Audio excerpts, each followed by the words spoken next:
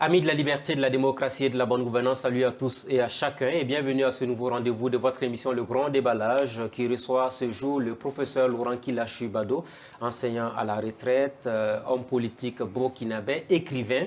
Il a accepté de nous recevoir pour nous donner sa lecture de la situation nationale au Burkina Faso. Professeur Laurent Kilachu Bado, bonsoir. Bonjour. Bonjour, bonsoir, on dira ainsi. Alors, c'est vrai que vous n'aimez pas qu'on vous appelle professeur. Voilà. Vous avez toujours voulu qu'on vous appelle frère Laurent Bado. C'est le mot monsieur qui m'énerve. J'ai toujours dit monsieur, c'était le frère du roi. Lui, il n'a pas le titre de roi, il n'est pas monté au trône. Alors, pour le distinguer des autres Français, on l'appelait monsieur. Ça avait la Révolution, qu'on a nationalisé ce titre qui était réservé aux frères du roi. Donc, les Arabes, jusqu'à aujourd'hui, ils disent frère. Et nous, quand même, Africains, Noirs, nous devrons nous approprier ce vieille appellation traditionnelle. C'est mon frère, mon frère. La fraternité africaine. Ben voilà.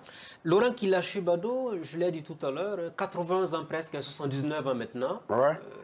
79 ans, 4 mois, 3 jours. C'est quoi le secret de Laurent Bado? Secret comment? 79 ans, près de 80 ans, vous continuez à être la même personne. Oh non, quand même. Mais il y a tout simplement que je fais du sport. Ça, moi, je fais beaucoup de sport. Comme j'ai fait le séminaire de Kourgou, séminaire de Pabré, j'ai toujours fait le sport.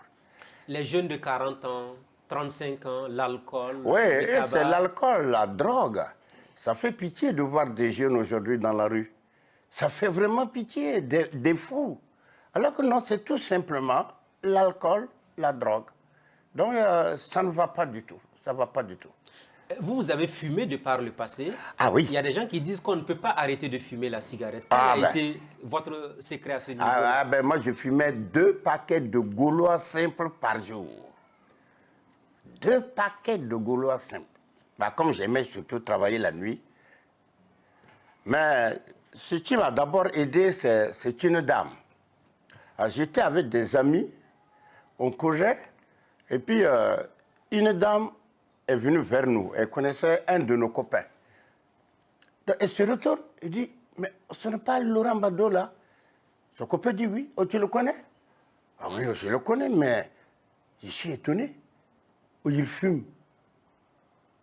Oh, je pensais qu'un homme comme lui, quand même, devrait me donner l'exemple à la jeunesse en ne fumant pas. Donc, je lui ai dit, vous avez raison, ma soeur, je vous remercie. Il dit, à partir d'aujourd'hui, je ne fumerai plus.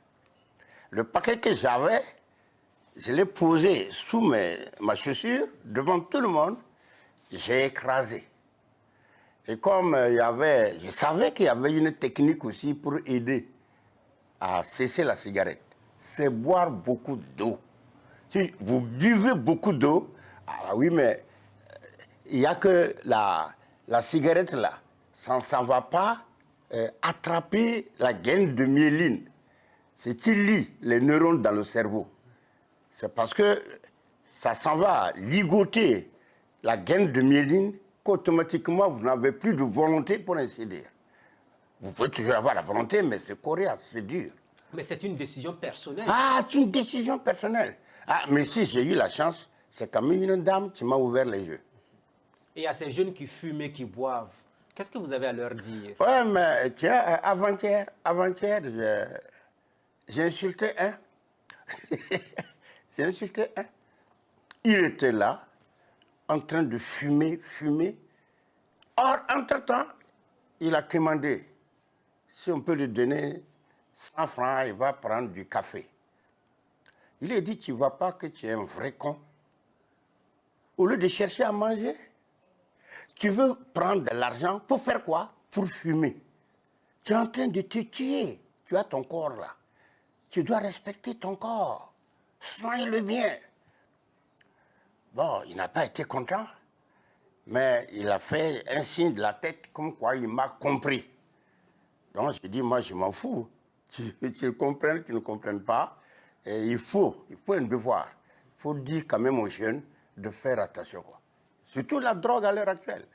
La drogue, c'est pas En bon. milieu scolaire, on en parle beaucoup. Ah oui, oui. C'est quoi l'éducation familiale qui a échoué ou c'est l'école dans son ensemble qu'il faut revoir? Bah, de toute façon, l'école aujourd'hui, il faut que les pouvoirs publics revoient l'école. Hein. Chaque fois, qu'est-ce que je constate? Voilà une grande école ici, hein, les écoles de Pici. Bon, d'ailleurs, il n'y a que les chants. Hein. On crie, on hurle. Je dis, mais à la récréation, les enfants passent le temps à se frapper. Des bagarres. Comme des enfants qui sortent de la classe, et automatiquement, ils se bagarrent. Plusieurs fois, j'ai frappé des enfants là-bas. Frapper des enfants? Oui, j'ai frappé. J'ai dit, allez-y dire à votre père là, à votre père salaud là, que c'est Laurent Badou qui t'a frappé. Et que s'il est un homme, de venir me voir, d'homme à homme, mano à mano. Les enfants passent le temps à se frapper. C'est pour ça qu'il est bon de circuler. Moi, je circule beaucoup dans ma vie, c'est depuis longtemps. Avant même, quand je commençais à enseigner, je disais aux étudiants, si quelqu'un me voit en train de prendre une bière, je lui donne 100 000 francs CFA. Je lui donne un chèque de 100 000 francs CFA. Non, je ne pouvais pas goûter à l'alcool, rien. Mais c'est la cigarette qui m'a pris à cause des études nocturnes. Je veux être éveillé, quoi. Alors donc, je fumais. Alors, surtout quand je suis arrivé en Europe, la solitude, ah ben oui. Donc, j'ai encore augmenté la dose. C'est pour ça que je suis arrivé jusqu'à 2 paquets par jour. Aujourd'hui, bonne nouvelle, vous avez arrêté. Ah, j'ai arrêté. Et ça se ressent sur votre santé, hein? Oh non, non, c'est vrai, je me sens très bien. Je suis costaud. Pas de problème. Presque 79 ans, vous l'avez dit. Non, c'est pas presque 80. Presque 80 ans. Oh, ouais. Laurent Badou, vous êtes un écrivain aussi. Malgré l'âge, vous continuez à écrire. Le dernier en date, hein, c'est Un chrétien catholique s'interroge. Ah, ouais. Cet ouvrage-là, est-ce qu'elle est liée à l'actualité de l'Église catholique ou bien vous avez prévu déjà tout ce qui arrive aujourd'hui comme dégâts, on a envie de dire, dans la religion catholique? Il y a près de 40 ans, j'ai commencé cet ouvrage. Parce qu'il me fallait les informations. Si vous lisez là, vous vous rendez compte que la documentation a été monstrueuse. Tant que je ne fais pas une citation, je ne mets pas entre guillemets. Mais maintenant, quand je dis par exemple, tel jour, telle personnalité a pris telle décision, ben, ce n'est pas de référence à donner. Or, il a fallu découvrir, voilà, cette personnalité avec son arrêté, enfin, sa décision. Donc c'est plein. Il est très difficile de contester quelque chose dans cet ouvrage.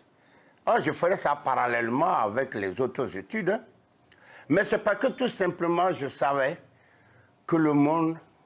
Enfin, je rejoins le pape qui est décédé là, le pape quoi là, l'allemand. Il s'appelait quoi déjà, j'ai oublié. L'allemand... Joseph Ratzinger. Ah, Joseph Ratzinger. Bah, la preuve, il était un des princes de l'Église à dire qu'il faut sérieusement citer les résultats du Concile Vatican II. Il a dit très clairement. Si vous lisez, tout a été dit. Alors, même plus grave, il a dit qu'une véritable réforme de l'Église présuppose, je le cite, présuppose un abandon sans équivoque des voies erronées dont les conséquences catastrophiques sont incontestables. Mais moi qui lisais tout ça à gauche, à droite, vous savez, en Europe, là, quand j'allais dans une ville, c'est la librairie par terre que moi je visitais. Pas les librairies, bon, je n'ai pas assez d'argent, un étudiant, mais les librairies par terre. Beaucoup de mes livres sont des livres de 1400, 1600, 1700, des ouvrages pareils. Donc c'est comme ça que j'ai eu une forte documentation. Aujourd'hui, un chrétien catholique s'interroge. On parle de bénédiction de couple homosexuel. Les évêques africains disent il n'en est pas question. Ah ouais. Est-ce une victoire pour l'Église catholique en Afrique? Non, moi j'ai beaucoup applaudi intérieurement nos évêques ont été à la hauteur. Ce ne sont pas des petits, c'est pas moi, ils ne sont pas à la solde des princes de l'Église d'Europe. Ils sont vraiment princes chez eux, princes de l'Église catholique africaine. Il n'y a pas une Église africaine en soi, pas une Église européenne, américaine en soi, mais c'est la parole de Dieu. Donc, si nos évêques disent non, nous, on n'est pas d'accord. Parce que nous aussi, nous lisons la Bible. Nous lisons la Bible. Il y a une fois, j'ai été très cruel envers le pape actuel. Je suis allé me confesser d'ailleurs, parce que j'étais très cruel. Mais le confesseur m'a déçu, c'est pas grave. Ah oui? Oui, hop. Non, les choses de confession, on ne doit pas en parler. Il était vraiment... J'ai eu honte pour lui. En rentrant, je me suis dit que ce n'est pas un franc-maçon lui aussi. Ah oui. C'est un blanc. Alors les blancs, pourquoi ils ne retournent pas dans leur pays? Parce qu'il n'y a plus rien.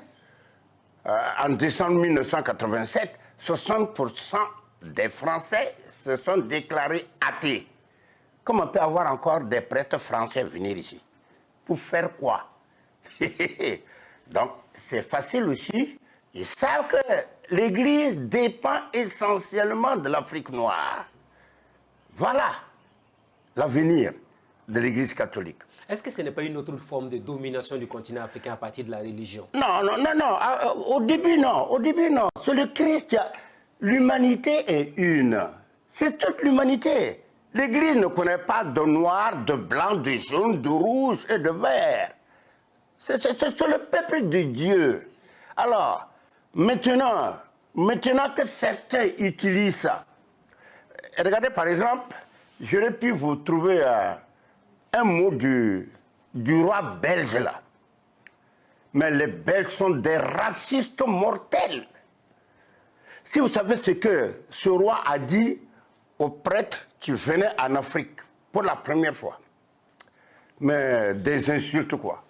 Que vous n'allez pas en Afrique pour civiliser ces nègres-là. Non, qui ne comprenaient rien à rien. Que allez-y, parce qu'ils sont assis sur des richesses terribles et ils crèvent pourtant de faim. Que donc, allez-y exploiter ces richesses. Et donnons-leur notre droit, notre façon de voir la société. C'est tout. Mais le papier insultant, j'ai le discours dans les environs ici. Donc moi, vous comprenez? Mais au moins, l'homosexualité n'aura pas d'avenir en Afrique. Ah non, je suis certain qu'elle n'aura pas d'avenir. C'est malheureux, même au Burkina Faso, il y a eu l'une ou l'autre voix qui avait l'air de défendre quoi. Ah ouais, mais je crois qu'ils vont se faire noyer quoi. Non. Saint Paul l'a bien dit, tous ces gars iront en enfer.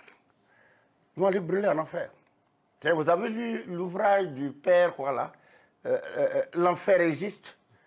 Vous l'avez lu? Ah bon? Le livre est à côté ici aussi. Il y a des gars qui ont vu l'enfer. Mais en tout cas, les pédés, les homosexuels, les quoi là. Ah, vous ne les aimez pas du tout, hein? C'est pas moi, c'est le bon Dieu, tu ne veux pas de ça. On parle de religion, mais aussi parlons du 15 mai. Au Burkina, on a la journée dédiée aux traditions et aux coutumes. Comment vous appréciez cette initiative-là? Ben, moi, je voyais ça surtout,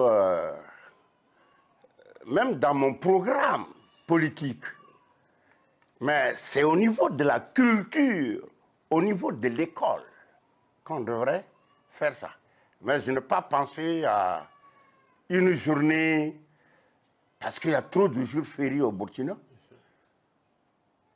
Il y a l'église catholique, il y en a beaucoup. On est moins nombreux que les musulmans, mais nous avons plus de congés que les musulmans. Les musulmans sont en droit de se plaindre, et c'est quand même clair. Ben, on a maintenant quand même, c'est pas moi, tout ça, c'est trop. Trop de jours où on ne travaille pas. Donc moi j'ai mis ça, il faut reprendre mon programme. C'est à l'école. C'est à l'école qu'on devrait apprendre ça. Mais c'est quoi nos coutumes? Même nos tabous là, j'en parle dans mon programme. Je vous donne un exemple de tabou. À Rio, si la femme de ton frère est assise et elle a étendu ses jambes, quoi, aucun parent, aucun proche parent ne doit... Ah oui. Vous devrez contourner ses pieds. Vous ne pouvez pas l'enjamber. Ou enjamber. C'est quand même terrible, hein? Moi ça me plaît. Mais ce sont des choses pareilles. Mais moi c'est dans le cadre, parce qu'il n'y a rien pour la reconstruction de l'Afrique auquel je n'ai pas pensé. Il y a des choses, je n'ai pas pu le dire tout de suite, parce que je sais que les gens n'accepteront pas. Ils seront tellement arc-boutés avec ça que le reste ne va pas les intéresser. Mais le 15 mai, vous avez vu, les gens sont repartis au village. Il y en a qui ont dit que c'est le moment de faire des rites, des traditions et autres. La religion africaine, on parle maintenant beaucoup. Oui, oui, il y en a beaucoup même qui ont réduit ça à la religion catholique. Non, à la religion traditionnelle. Oui. Il dit non, il faut être intelligent quand même. Il ne faut pas être bête. La religion peut commencer. Moi, c'est pourquoi les gens confondent les choses. Ce que nous appelons religion, religare, un vieux latiniste, mais c'est Dieu en personne qui s'est adressé à une personne pour dire voilà ce qu'il te demande de faire pour l'humanité. C'est ça qu'on appelle une religion, parce qu'elle est révélée. Mais vous n'allez pas prendre un peuple qui est là dans la brousse, il y a les maladies, il y a les morts, il y a les lions, il y a les loups, il y a les quoi. La nuit noire, il n'y a pas beaucoup de lumière. Ah, et là, mais tu se mets derrière ses ancêtres. Ah, mes ancêtres, protégez-moi, protégez-moi. On ne sait même pas si l'ancêtre est plus puissant que Dieu ou Dieu est plus puissant que l'ancêtre. Non. Moi, je veux qu'on respecte nos ancêtres. Je veux qu'on les... Non, c'est très beau ça. Mais de là à en faire une religion, bon, moi, chez moi, c'est une religion de second ordre. La vraie religion, c'est une religion qui lie Dieu au monde, aux hommes. Pas à un seul individu, pas à une ethnie. C'est pour tout le monde. Tous ceux qui veulent aimer Dieu. Oui, mais la question religieuse divise souvent au Burkina Faso. Oui, mais c'est parce que les hommes sont corrompus. Si les hommes sont corrompus, comment voulez-vous que les religions ne nous divisent pas? À travers l'humanité, là. Vous voyez comment les religions nous divisent? Alors qu'avec la religion, on devrait avoir le paradis sur terre. Une vraie religion, c'est quoi? Aime ton prochain comme toi-même. Mais si tu t'as même tué ton prochain au nom de ton Dieu, vous croyez, il y a quelque chose qui ne va pas. Donc les extrémistes n'ont pas le droit de citer... Ah non, mais ça, ce n'est pas des religions. Moi, je suis président du Faso, les extrémistes, non, je dis la vérité, je les égorge. Ah oui? Ah oui, je les égorge. Je les égorge. Toi, tu es qui? Toi, tu as vu Dieu et il t'a dit quoi? Bah, donne-nous le message. On va tous lire. Écris-le. Alors, quand ce sont encore des analphabètes qui veulent me monter le crâne comme ça, je ne suis pas d'accord. On aime son prochain. Parce qu'on aime Dieu. Ah, voilà quelque chose qui peut plaire. Et qui plaît. Aimons notre Dieu en aimant notre prochain. Mais ils sont là. Vous avez même vu en Europe. En Europe, ils sont là, des discours bizarres de haine. Hein? Ils disent qu'ils vont tuer, qu'il faut quoi. Ah, voilà maintenant. Mais Laurent Gbado, dites-nous, comment faire pour que la fraternité religieuse, la convivialité interethnique soit une réalité au Burkina Faso? Bon, moi, c'est pourquoi vous intéressez au seul cas du Burkina Faso. Parce que l'humanité, tu vois, nous nous copions mutuellement. Ce qui se fait en Côte d'Ivoire, le lendemain, tu as trouvé ça ici. Et vice-versa. Non, moi, je pense tout simplement que nous avons intérêt à revoir l'éducation de tous nos enfants à travers le monde. La planète. Regardez actuellement aux États-Unis. Ben, la jeunesse, elle est devenue folle. Il n'y a rien. Alors, commençons par l'éducation. C'est comme je vous l'ai dit. Si, par exemple, dès l'école primaire, on enseigne la tradition, les coutumes, les valeurs, coutume et valeur, ce n'est pas la même chose non plus. Mais les gens confondent tout. Hein, Ils confondent tout. Oui. Alors, si on arrivait à enseigner ça dès l'école primaire, mais on a gagné. Le gars, une fois grand, maintenant, il ne peut plus se départir. Mais en réalité, à l'école, regardez, il n'y a rien. Ils apprennent mal même les lettres modernes, enfin, les langues modernes, mais il n'y a rien, il n'y a rien, il n'y a rien. Il faut revoir l'éducation, le système éducatif. Sinon, c'est le bruit seulement, ils chantent, ils crient. Hein? C'est le Ditanier, d'ailleurs, qui chante très mal. D'ici, je les entends chaque fois. Donc, moi, je pense qu'on n'est pas ça. Ce n'est pas ça. Laurent Gbado, je veux qu'on parle de la situation du Burkina Faso. Oui. Dans l'opinion, il se dit que vous êtes un conseiller ou en tout cas quelqu'un qui murmure à l'oreille du président Ibrahim Traoré. Est-ce que c'est vrai? Eh bien, sincèrement, j'aurais voulu que le président, je ne suis pas le meilleur citoyen, j'aurais voulu que le président me demande: qu'est-ce que vous pensez de ça, Gbado? Qu'est-ce que vous pensez de ça? Votre avis? Et ça va faire ce qu'il veut, ça ne me regarde pas. Eh bien, oui, j'aurais voulu. On n'a pas regardé, je n'ai jamais été ministre. Rien que mon jeune parti, ça fait 3 ministres que j'ai fait nommer. Mais pas moi. Ça ne m'intéresse pas. Moi, ce que j'aime dans ma vie, c'est reconnaître là aussi fort et là aussi faible. Là aussi fort, là, moi, ce sont les critiques. Malheureusement, je me fais mal comprendre. Quand tu critiques, on croit que tu veux te montrer, tu te crois supérieur. Alors que non. Quand je critique, c'est pour que tu compares. Tu vois mieux maintenant ton point de vue de toi-même. Non, le président, je n'ai jamais été nommé son conseiller. Le président ne demande jamais mon conseil. Je regrette. Jamais. Donc, j'entends partout. Et plus grave même, vous n'avez pas tout entendu. Il paraît que je suis devenu très riche. Conséquence. J'ai dit, les jours ordinaires là, il n'y a pas un jour où j'ai entre 2 et 3 lettres qu'on vient me donner. Des lettres? Oui, oui. On me demande d'aller voir, même jusqu'au président. On me demande de voir le président du Faso. Je lui ai dit, oh, lui, il est trop grand pour moi. Moi, je suis tout petit. Tel le président, quand même, le petit temps qui lui reste pour dormir là, il faut quand même lui laisser ce temps-là. Bon, si vous dites un ministre, il peut accepter de me recevoir. Mais alors, toutes ces lettres-là, demande de soutien. Demande de quoi? Demande. Chacun se dit qu'avec Laurent Gbado, maintenant, tu s'en vas demander quelque chose à une autorité, c'est certain. Mais quand même, s'il vous plaît. Même jusqu'aux emplois.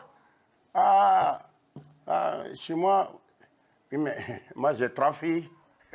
Il y a une qui travaillait à la mine à Rio. La mine est fermée. Mine de père quoi? Pourquoi le gouvernement ne fait pas un effort, ne serait qu'à cause de ce que j'ai apporté intellectuellement, qui a été reconnu? Pourquoi on ne donne pas un emploi à ma fille? Là voilà, elle est pourrie dedans. Donc les gens se trompent. Que je m'enrichis beaucoup. Est-ce que ça vous fait mal d'entendre ça dans l'opinion? Oui, mais ça me fait mal. Oui. Parce que regarde comment je me suis contenu. Oui. Dans la société, si j'avais voulu faire la politique comme les autres, mais j'aurais occupé de... Tu me comprends, n'est-ce pas? Mais oui, mais non, ça ne m'a jamais intéressé. Moi, c'est conseiller quelqu'un qui me plaît pour que la personne réussisse au nom de l'intérêt général. Donc les gens viennent chez vous pour demander de l'argent, pour demander des postes, des rendez-vous. Voilà, avec des ministres. Oui, mais il y en a même après, quand ils me donnent leur enveloppe à mon absence, après ils me téléphonent, 2-3 jours après ils me téléphonent. Oh oui, moi j'étais passé donner une enveloppe là. C'était vraiment pour le président du Faso. Oh, c'est très important. Eh bien, j'ai décidé d'une chose. Chaque fois qu'on va me donner une enveloppe, je déchire sans même lire. Et je m'en vais jeter à la poubelle. Donc, il ne faut plus que quelqu'un vienne chez vous? Non, ce n'est pas la peine. Ouais. Je profite de votre micro là pour dire ça. On me fatigue pour rien. Je ne suis pas le conseiller du président. Mais depuis qu'il est président, vous l'avez rencontré? Ah, là, on s'est rencontrés 2 fois, mais pas lui et moi. Ce sont des jeunes, les jeunes qui ont voulu appliquer, au début les jeunes qui ont voulu appliquer l'actionnariat populaire, c'était des anciens étudiants. Ils sont venus, se sont assis ici. J'ai applaudi. Je leur ai dit, mais attention, n'oubliez pas, droit d'auteur. Il dit, parce que j'ai payé BBDA pour ça, hein, pour qu'on ne vole pas mes idées. Ben, voilà. Ce sont ces jeunes-là qui m'ont ouvert les yeux. Ah, il faut les prendre au sérieux. Et puis, tout à coup, qu'est-ce que je vois? Ils sont en contact avec la présidence. Et le truc qu'ils ont fait à... Comment on appelle ça là? À Yako, là. À Yako, là. Mais que l'État lui-même est actionnaire. L'État est actionnaire dedans. Et tout ça, on a fait ça sans rien me dire à moi. J'aurais pu me plaindre aussi. C'est du bon droit, non? On ne peut pas utiliser mes idées. Ah oui, ça qu'on s'entend. D'autant plus, vous utilisez les idées de quelqu'un. Mais lui, il avait des façons de voir l'application. Vous n'avez pas conçu les idées que vous voulez appliquer. Alors, quand ça va se ruiner, on va dire quoi? Ceux qui ne sont pas intelligents, vont dire, oh, c'est l'idée peut-être qui ne valait rien. Alors que même le ministre des Finances de France, il a dit, lui, fera tout. Il va faire une loi en France pour l'actionnariat populaire. Donc c'est dans le cadre de l'actionnariat populaire que vous avez rencontré le président? Le président. Okay. Donc avec les jeunes. Avec les jeunes, là. Alors donc, on est parti, c'est avec ces jeunes, voilà. Et je me suis fait accompagner par quelqu'un à moi, un vieil ami, il habite à côté ici, une première fois, puis après une deuxième fois. C'est tout. Laurent Gbado, des assises nationales ont été organisées. Est-ce que vous avez été associé à la rédaction des textes? Oh non. Non. Je ne savais même pas quand il y avait les assises. Vous savez, moi, je n'ai pas le temps à écrire. Je disais que j'allais chercher un document pour vous. Parce qu'il y a j'ai un livre de ma poésie que je vais publier aussi. C'est déjà prêt. Je suis un poète aussi. Vous ne le savez pas. Non, on ne m'a pas dit. On a révisé la Constitution. Je n'étais pas au courant. J'ai appris ça comme ça, qu'on révise la Constitution. Écoutez, je ne suis pas important, moi. Ça me plaît comme ça, moi. Je ne demandais rien. Ça, il ne faut pas qu'on se fasse des illusions. Les gens peuvent dormir. Tu n'as pas peur de Laurent Gbado. Et moi aussi, je n'ai pas peur d'eux. Tu sais, la vérité, ce qu'elle peut faire, ça vaut mieux qu'une bombe atomique. La vérité. Donc, moi, je me tais. Mais en tant que citoyen, intérieurement, je me dis, quand on va réviser la Constitution, ça me dirait moi. Vous êtes constitutionnaliste aussi? Je suis constitutionnaliste. Oui. Il dit, je ne comprends pas, quelque chose qui ne va pas. Il dit, bon, comme ils sont suffisants, autosuffisants, il faut les laisser. Il faut les laisser. Peut-être un jour viendra, un autre dira, on veut réviser telle chose dans la Constitution, et il pensera à dire, tiens, Laurent, lui, n'était pas là avant, peut-être il peut nous aider à ne pas tomber dans telle erreur. Et je répondrai oui. Parce que moi, je veux servir la personne qui sert l'État burkinabé. Ça, je tiens à ça. Peu importe la manière d'arriver au pouvoir? Non. Non. La manière aussi, c'est très important. Hein. Non. Mais s'il y a un régime réellement démocratique, il n'y a pas eu de tricherie, de vol dans les élections, de quoi? Ah non, ça, on n'a pas le droit de venir bousculer ce pouvoir. Ce que je n'aime pas, c'est les gars. Il y a une loi burkinabé qui interdit l'achat des consciences, l'achat des voix. Mais pourtant, toutes les élections qui ont passé jusqu'à présent, on a acheté les voix des pauvres. Voilà le problème. C'est maintenant que le peuple commence à comprendre. Si vous voyez, il y a des partis politiques qui disent « nous voulons les élections maintenant, nous voulons les élections », eh bien, les partis ne veulent pas que ça dure. Si ça dure, le peuple va... Il est en train d'apprendre, hein, le peuple. Il est en train d'apprendre. Donc, pour vous, il n'est pas question de lever l'interdiction des partis politiques pour l'instant. Ah non, pour moi, ce sera l'erreur la plus monumentale. Ben, moi-même, j'ai un parti politique. Et pour regarder à quel point ce que je dis, c'est toujours la vérité. Le président du Faso, la plus haute autorité de notre pays, n'a pas hésité à dire « Ah, le programme de Laurent Gbagbo peut aider le pays à se développer. » Et il a adopté. Avec tout le reste, l'agriculture. Chez moi, l'agriculture, c'est la locomotive du développement. Et je savais comment faire ça. Les prisonniers, tu manges notre riz gras, c'est pas pour rien, non, non. Si on dit c'est pour rien, je vais les blesser. Je vais dire non, au lieu de les enfermer là, laissez-les comme des citoyens, mais ils peuvent aller planter des arbres, faire des retenues d'eau, voilà. C'est que donc, ce dont je suis attaché, c'est vraiment que un pouvoir soit toujours conscient de sa grande responsabilité devant l'histoire. Donc, il ne faut pas se laisser... Vos amis politiques hein, qui ont les partis ne seront pas d'accord avec vous? Mais je m'en fous d'eux. Mais je m'en fous d'eux. Tu n'as qu'à dire à l'un d'eux de m'attaquer. Ah, je retrouverai mon langage. J'inviterai sa femme à ne pas lire le document. Ouais, que je suis très cruel quand on m'attaque inutilement. Mais comment voulez-vous qu'on relance les élections à l'heure actuelle? Oui, à l'heure actuelle. Puis que justement, si vous prenez l'article 16 en France, l'article 59 au Burkina, si le danger n'est pas fini, c'est le président seul qui a l'autorité au pays. Mais voilà. C'est moi qui ai raison. Et ils sont pressés. Ils se disent que si ça dure, le peuple ne croira plus aux vieux partis. Là, tous ces vieux partis qui passaient le temps à mentir au peuple. Partout.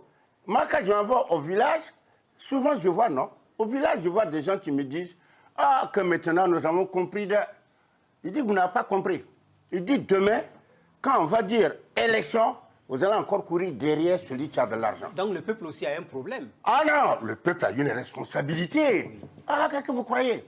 Ah, le président avait dit à Ouaga 2000, là, qu'il a vu des gens manger de l'herbe. Ouais, j'ai dit à mes voisins, dit le président a très bien fait de nous révéler ça. Mais à sa place, moi j'ajouterais, il faut qu'ils évitent de manger des cailloux demain. Il faut des cailloux.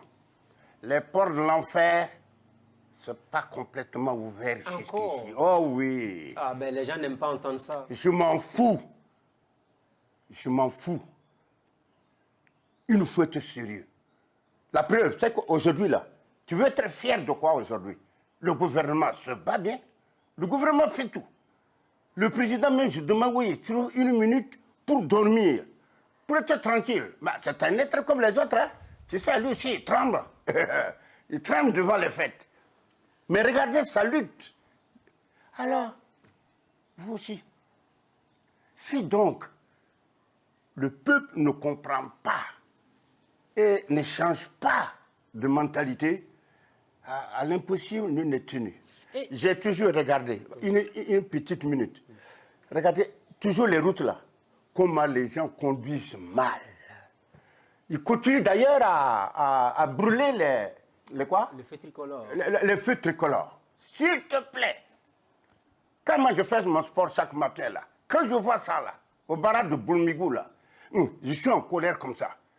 Non, pourtant j'ai dit, mettez des policiers en civil dans tout ça. Ouais, et une double contravention. Double contravention. Vous avez fait des propositions dans ce sens. Mais oui, mais on n'écoute pas, on s'en fout. On s'en fout. Je vais vous entendre sur un élément. Oui. Les enlèvements, les réquisitions, on parle de réduction des libertés. Qu'est-ce que cela vous inspire comme commentaire? Répétez la phrase. La question des enlèvements. Ouais. Bon, j'ai entendu dire, moi aussi j'ai entendu, qu'on vient, il y a des policiers des gendarmes qui viennent cagouler, et puis bon, qui prennent le monsieur. On vient chercher Laurent Gbagbo devant sa femme et ses gosses. Cagoulé. Eh bien, c'est tellement simple. Ça, c'est un état voyou. Et moi aussi, je préfère mourir. On vit combien de fois? Surtout quand on a 80 ans, on veut quoi encore? Non, c'est pas bon. La police n'a qu'à se présenter chez moi en tenue. C'est le procureur du Faso qui nous a donné un mandat d'amener. Veuillez bien nous suivre. Très poliment. On m'amène sur le procureur. Ah, maintenant, si le procureur discute avec toi et puis il trouve c'est du ridicule, il n'y avait rien, mais tu reviens à la maison. Aujourd'hui ou demain, tu reviens à la maison. Ce n'est pas plus compliqué que ça. Faisons attention. Doucement. Les ennemis de notre régime, ils sont nombreux. Votre régime? Non, le régime du pays, du Burkina Faso. Mais ils sont nombreux. Ils attendent. Alors, j'entends, j'ai engueulé même quelqu'un au marché là-bas. Alors, ils discutaient entre jeunes, et puis ça m'a intéressé. Et le gars a dit que lui, en tout cas, il va donner 50 ans à IB. J'ai dit, toi, tu n'aimes pas IB. Et j'ai fait mon doigt comme ça. Il dit, tu veux sa mort, mais il ne mourra pas.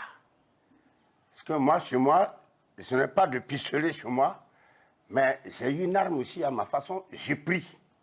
Oui, mais il nous croit là-bas. Je prie pour lui. Parce qu'il cherche le bien commun, l'intérêt général. Alors pour ça, il faut l'aider d'une manière ou d'une autre.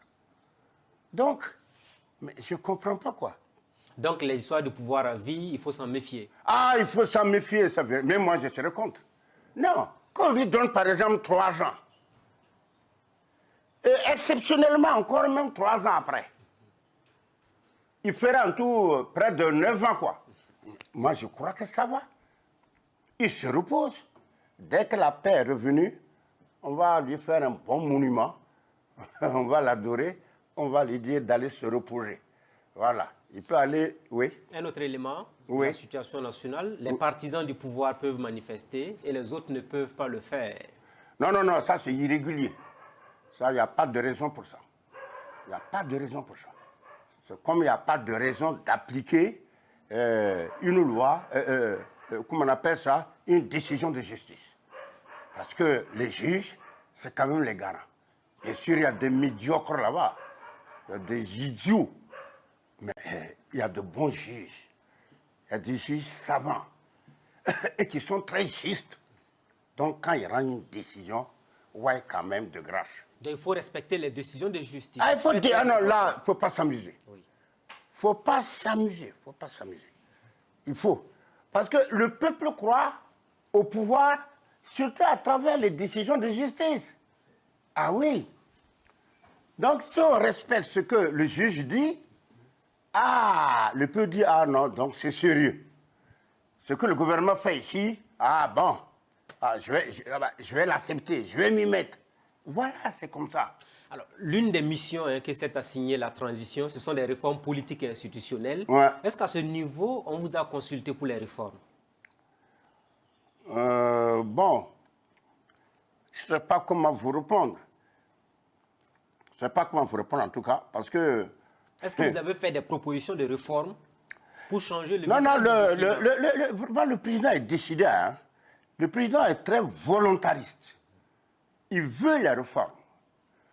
Mais, il ne s'agit pas de gagner la paix, de faire revenir la paix.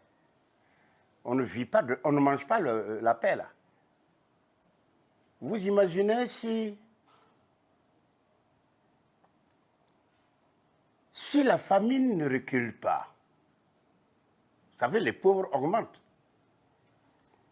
Si les emplois ne se créent pas, tu sais, ce même peuple-là, c'est en train de crier, ah, oula, ouais, ouais, ouais, ouais. Ils sont prêts à mourir. Au lieu de dire prêt à mourir pour le pays, on dit prêt à mourir pour un tel. Ça ne veut rien dire. Ça veut rien dire.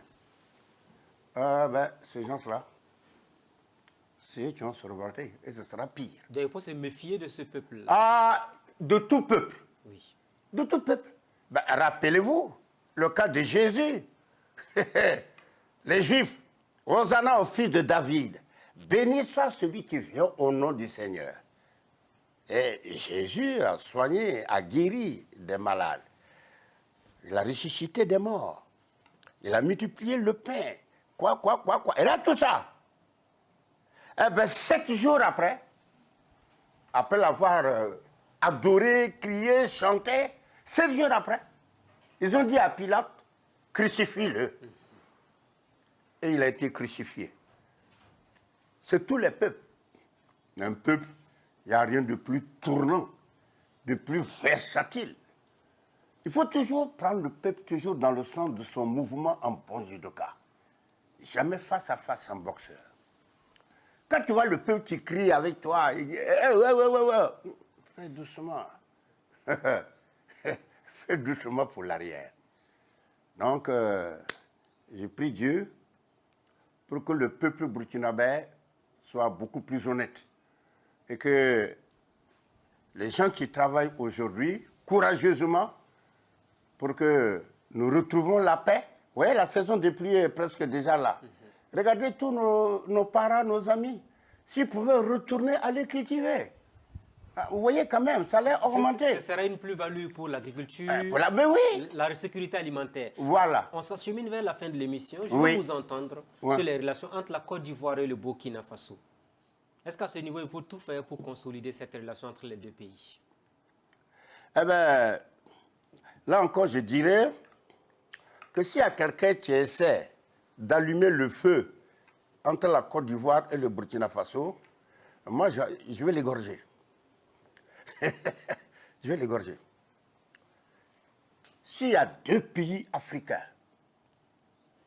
qui devraient vivre ou mourir ensemble, mais c'est la Côte d'Ivoire et le Burkina Faso. Moi, depuis mon enfance, tu voyais nos frères qui revenaient de Côte d'Ivoire avec un vélo neuf, avec une radio. Ah là, ils mettaient tout le volume. Hein. Avec quoi? Ils s'habillaient bien. Et c'est la nuit qu'ils ouvraient leurs valises. Ah, pour donner des cadeaux. Voilà.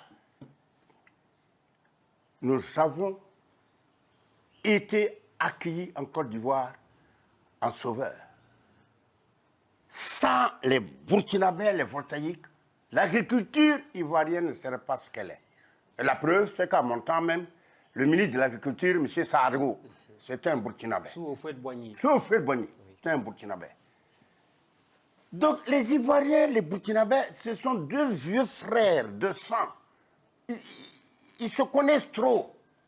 Donc il faut maintenant éviter à la dernière minute de venir nous disperser, semer de la haine entre nous. Non. Moi,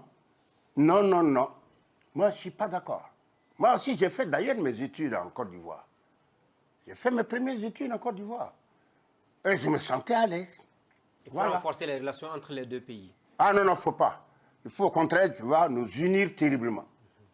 Moi-même, je pensais, dans mon programme, je n'ai pas tout dit, parce que je me méfie des peuples. Dans mon programme, j'ai pensé que j'allais chercher l'unité avec le Niger, avec le Mali. C'est dans mon programme. C'est moi qui avais tout cité et puis j'avais mis... Donc l'AES, là, c'est votre programme? Mais ce n'est pas dans le même sens. Moi, j'avais sélectionné, je ne pense même pas à ça, par étapes. Première étape, la Haute-Volta, le Mali et le Niger. Quand nous, maintenant, on est bien net là, maintenant, c'est le Togo, l'autre pays, tu as... Le Bénin. Le Bénin. Tac. Puis après, tu vois, nous avons encerclé la Côte d'Ivoire. Et si nous avons maintenant tous ces pays, tout le reste de l'Afrique, ça y est dedans. Mais l'AES, c'est un début éventuellement qui peut aboutir à cela?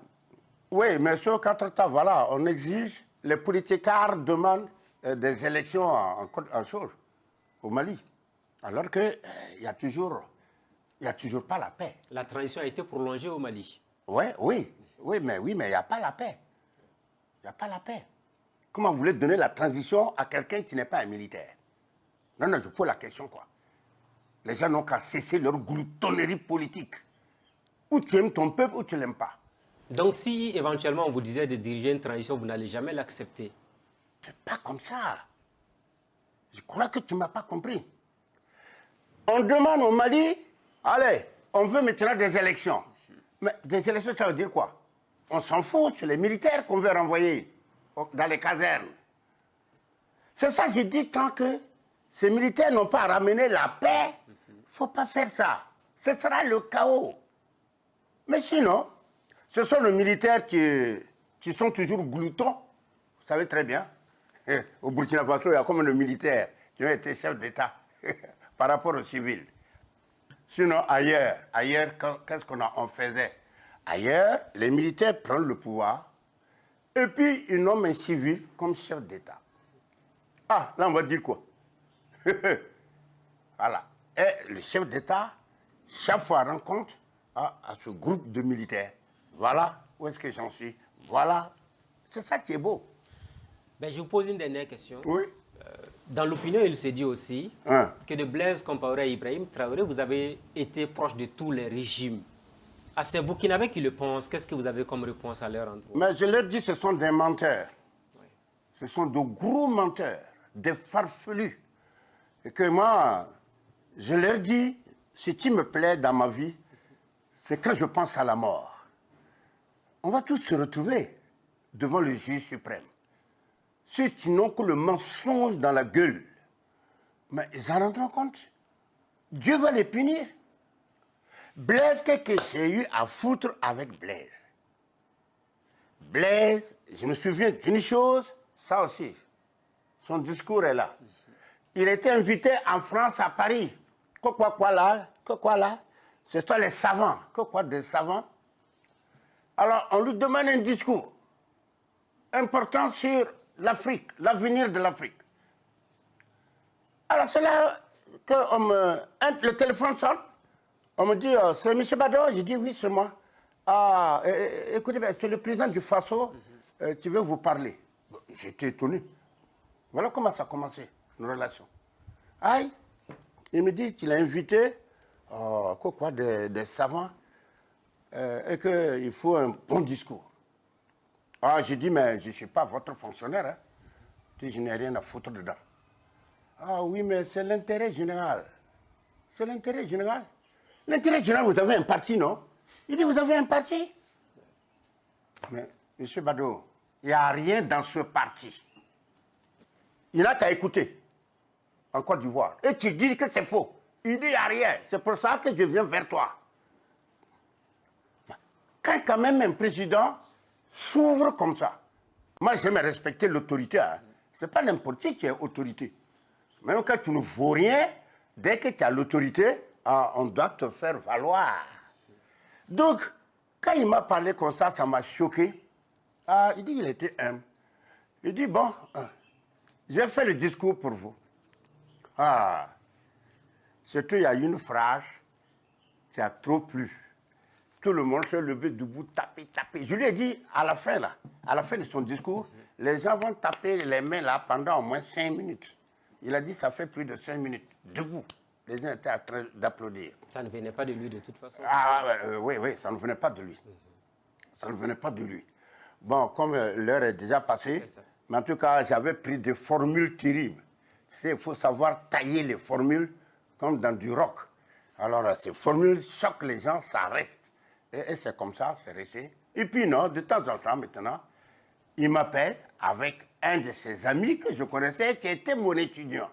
Alors, c'est pour m'entendre dire, il voulait chaque fois savoir qu'est-ce que je pense de tel événement dans tel pays, ou en Europe, ou quoi. Bon, je disais, hein, Il disait ce que je pensais et c'était terminé. C'est tout. Et lui et moi, par exemple, oui, il m'a donné 500 000 francs. Une fois. 500 000. Et de quoi s'agit-il? Ben, c'est son copain là, voilà. Aïroué, Frédéric Aïroué, qui était poète aussi. Et qui a été mon étudiant. Donc c'est lui qui a dit au président, ah, tu sais, mon grand frère là, il a perdu sa mère. Hein. Voilà. Hein. On dit, il a perdu ma mère. Et c'est lui qui est venu avec une enveloppe.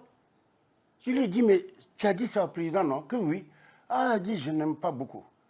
Voilà, s'il apprend par d'autres voies, mais si c'est par des gens que moi je connais, ça me gêne beaucoup. Je ne suis pas un mendiant larmoyant. Moi, j'aime ma pauvreté, elle me plaît. Voilà. Donc, en somme, vous pardonnez à tous ces Burkinabés qui... Oui, mais qu'il cesse, bon Dieu. Qu'il cesse. Le Burkinabé ne connaît rien. Alors, c'est en ce moment qu'il taise. Une fois, j'ai donné une conférence, je crois, c'était à Bordeaux. Ah, j'ai insulté mon peuple. Je l'ai insulté d'une certaine façon. Je lui ai dit, le Burkinabé, là, c'est le plus idiot, là. C'est la personne qui est capable de soutenir une thèse. Oh, j'ai oublié la formule. La formule était grave. Une thèse sur quoi, là? Oh. Tout le monde a applaudi après. Ça dit, il ne connaît rien, mais il parle. Il parle. Il parle avec conviction, etc. Donc, c'est pas bon. J'aurais voulu que ce peuple, qu'il se taise, quoi. Qu'il écoute surtout. Voilà. On va s'arrêter là pour aujourd'hui. Merci à vous. Ah, merci. Et puis, peut-être terminer, est-ce que vous êtes un panafricaniste? Un Panafricaniste. Mais ça veut dire quoi? Qu'est-ce que vous mettez derrière? Vous entendez beaucoup de jeunes qui disent qu'ils sont panafricanistes, le retour à l'Afrique, aux valeurs du continent africain et tout ça. Bon, tant que le contenu est flou, moi, ça ne veut rien dire. Panafricaniste, ça peut dire aussi quelqu'un qui ne reconnaît pas des frontières. Tout simplement ça. Ouais, c'est tout le... Si on dit pan, voilà. Le mot pan veut dire tout. Bon, mais s'il y a autre chose aussi, des idéologies, des quoi. Vous savez, l'Afrique n'est pas une, hein. L'Afrique, faisons attention, elle n'est pas une non plus. Voilà, il faut faire attention. Merci beaucoup, Laurent Gbadou. Merci, mon cher ami. Merci beaucoup. Merci. Aux téléspectateurs de Burkina Info, merci à tous et à chacun de nous avoir suivis, amis de la liberté, de la démocratie et de la bonne gouvernance. Rendez-vous la semaine prochaine avec un nouvel invité. Bonsoir chez vous.